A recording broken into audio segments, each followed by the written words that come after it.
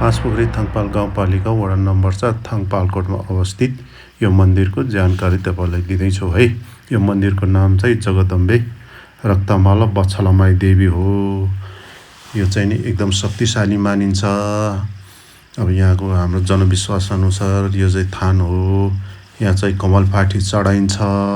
अब यसको इतिहास गर्दाखेरि चाहिँ नि पाखरिन बाजेले पहिलो सुरुमा आउने बाजेहरूले यहाँ चाहिँ नि एउटा गोलो ढुङ्गा भेटाउनु भएको रे। त्यो गोलो ढुङ्गा चाहिँ बल्छ अरे कि होइन, दबदबी बल्छ अरे। अनि तल लग्यो माथि आइरहन्छ अरे, तल लग्यो माथि आइरहन्छ, तल लग्यो माथि आइरहन्छ भन्ने चाहिँ एउटा जनवासको यहाँ भनाइ छ। अनि जङ्गबहादुरले चाहिँ नि भोट युद्धमा जितिसके पश्चात यही बाटो हुँदै आउँदाखेरि यहाँ चाहिँ एउटा तरबार गाडेको छ, हामीले पनि देख्थ्यो, यति छोटो। अनि यसरी घन्टीहरू चढाइन्छ। यो मन्दिर चाहिँ एकदमै शक्तिशाली मानिन्छ है। अनि उहाँ हिन्दोलम्बाहरूले एकदम शक्तिशाली मानिन्छ यो मन्दिरलाई। अनि भाकलहरू गरिन्छ होइन। यहाँ मान्छेहरूले कमलपाठी भन्छ चढाउनु पर्छ यहाँ, त्यो पूजा गरिन्छ। अनि म तपाईँहरूलाई गाउँ पनि देखाउँछु। यसरी यहाँबाट निस्किएपछि ऊ तल ढुङ्गामा पुगेपछि तपाईँले गाउँ एकदम यहाँको दृश्यहरू देख्न सक्नुहुन्छ। यहाँको दृश्यहरू कस्तो छ भन्ने कुरा होइन। अब म देखाउँछु है तपाईँहरूलाई यहाँको दृश्य कस्तो देख्छ हेर्नु है त। खेतहरू देखेँ, यस्तो गरी खेतहरू देख्यो होइन त।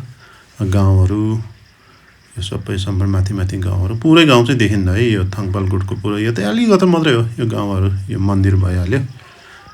यहाँ विश्राम गर्ने ठाउँ, यो विश्राम गर्ने ठाउँ चाहिँ अहिले निर्माणधीनमै छ है। अनि यतापट्टि चाहिँ यो चाहिँ मन्दिर, यसमा चाहिँ नि गणेशको मूर्ति स्थापना गर्ने भन्ने विचार छ।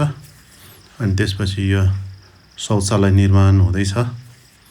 यो शौचालय चाहिँ 2 कोठे शौचालय, एउटा महिला एउटा पुरुषको होइन। अनि यहाँबाट पनि उता पारिपट्टि हेर्नुहोस् त, त्यो चाहिँ वडा नम्बर 5 पर्छ, गुन्चा भन्ने ठाउँमा होइन। एकदमै राम्रो सुन्दर ठाउँहरू छ यो, हेर्नुहोस् त। ऊ पर माथि चाहिँ गुन्चा है, खेतहरूको यो कालनगराहरू सुन्दर देखिन्छ। यस्तै छ, तपाईँहरू आउनु सक्नुहुन्छ, घुम्नु सक्नुहुन्छ। हेर्नुहोस्, पूजाआजा गर्नुहोस् तपाईँहरू होइन। तपाईँहरूको मनोकामनाहरू पुरा हुने सक्छ।